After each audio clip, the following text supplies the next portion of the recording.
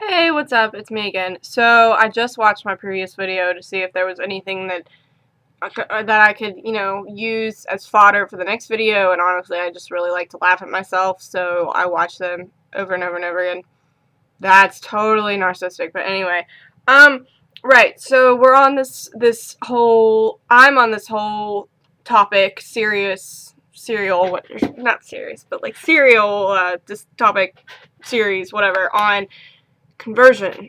And I don't know how I got there, but here I am. So, here's what I was thinking. So, last video, I mentioned that I believe that we should re-examine the way in which we approach people and, treat the nature of love and the, way in which we administer love and what love is. And I know a lot of churches now, like church youth groups. I know Rhett's church is having a whole discussion on like what sex is, and then I know that Andrew's youth group back home in Huntsville is doing a whole thing on sex, and that's not the love that I'm talking about. Just so we're clear, I would love to talk about that love at some other point. Is that love? But anyway, that's not my point. Just to whatever. But kudos for all these youth groups for taking a serious look at the sexual side of, Eros and all that. But anyway, here's a little story for you. So I have a lot of friends who are not Christian, who are contemplating Christianity but are not really sure, and who are fiercely against Christianity. And when I first became friends with them, I wasn't aware of their religious difference and their religion's deference, I guess you should say. And they were completely aware of my religious affiliation and my, thoughts, because honestly, if you've met me for 5 minutes, who doesn't know that? But anyway, so, the long and the short of it is, my one friend is kind of like, I really appreciate how you're, tolerant of me and you're not trying to convert me, and I can speak to you about, like, religious stuff and not feel like you're just, handing me, like, a tract or something.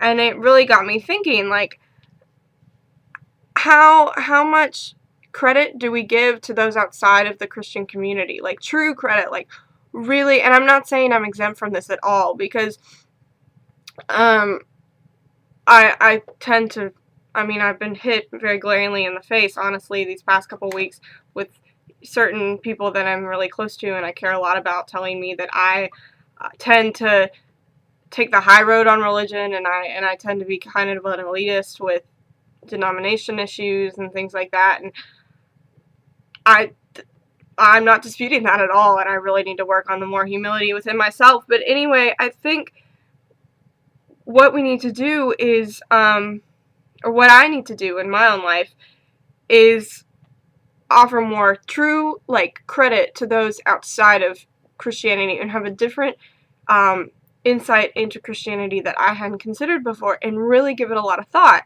Like, for instance, Rhett and I were talking about John Wesley, and he was saying something in another class that we have together about John Wesley and a sermon that he had on, like, an Almost Christian, and I was just, like, struck with how great John Wesley was, or what his sermons portrayed, and I just never really found it within myself to want to read it before, but now I want to read the sermon, and I'm really excited about reading the sermon, and, like, that's not going to take away from my Christianity, but rather it's going to add to it. Like, different insights from different people from different places, regardless of whether they're Christian or not, can help the Christian movement as individuals gaining knowledge in their suffering for Christ, because they're doing for Christ. They're doing things to help promote Christianity in a more positive light. I think that's what I'm really stuck on, is so many people regard Christianity as this really negative thing, with due reason for a lot of it. I'm not disputing that either. Please don't misunderstand me. But I feel like if we completely reroute the individualized thinking it will be able to change a whole massive brain power, sort of. I don't know why I'm holding my headphone cords. But anyway, that's my second installment to this series on conversion. And not your ordinary way of converting things. But anyway, yeah, I'm not going to put this in my mouth because that would be weird. But, so I guess I'll add a third installment to this if I really want to, but we'll see. Anyway, I know that comments aren't really what we do, but I'm good at, since now I'm not on Facebook and Twitter so much, I actually have time to, you know, sit down and meander around on blogs and stuff, so I will be adding comments to other people's, and I would hope that y'all would give me the time of day to add a comment to mine, because I really do feed off of other people's, like, insight, and then I can gain from that. But, yeah, this video is 6 minutes long, and I really wanted to keep it under 5. So, I bid thee adieu for the second time in 15 minutes, and I really hope that this is making sense to more people than just me. Okay, thanks. Bye.